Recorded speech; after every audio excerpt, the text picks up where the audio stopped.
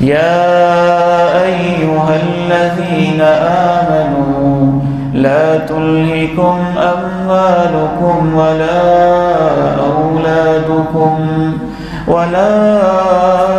أولادكم عن ذكر الله ومن يفعل ذلك فأولئك هم الخاسرون۔ ایمان والو، تمہارے کاروبار، اموال، دولتیں، تمہاری اولادیں، بیٹے بیٹیاں، پوتے پوتے، نواسے نواسیاں، یہ چیزیں کہیں تمہیں اللہ کے ذکر سے غافل نہ کر دیں، اور جو اس غفلت کا شکار ہو گیا تو یہ نقصان اٹھانے والے ہیں۔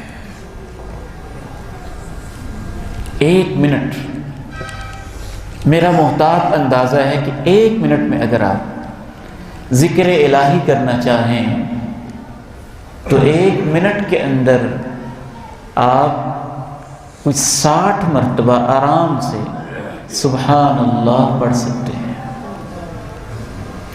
رفتار تیز ہو تو 100 دفعہ بھی پڑھ سکتے ہیں 1 منٹ کے اندر۔ ایک سبحان اللہ سے وہ درخت جنت میں لگ رہا ہے جس کا سایہ کبھی اللہ اتنا بھی دراز کر سکتا ہے کہ 100 سال تک چلتے رہیں تو ختم ہونے میں نہ آئے۔ میں تو حیران ہوں ہمیں کیا ہو گیا ہے۔ 5 گھنٹے کا سفر میرے نوجوان بیٹے فیس بک کے پیجز میں مست رہ کے کرتے ہیں۔ 3 گھنٹے کا سفر واٹس ایپ کی چیٹنگز میں گزر جاتا ہے، اور بزرگوں کو بھی پتہ نہیں کیا ہو گیا ہے۔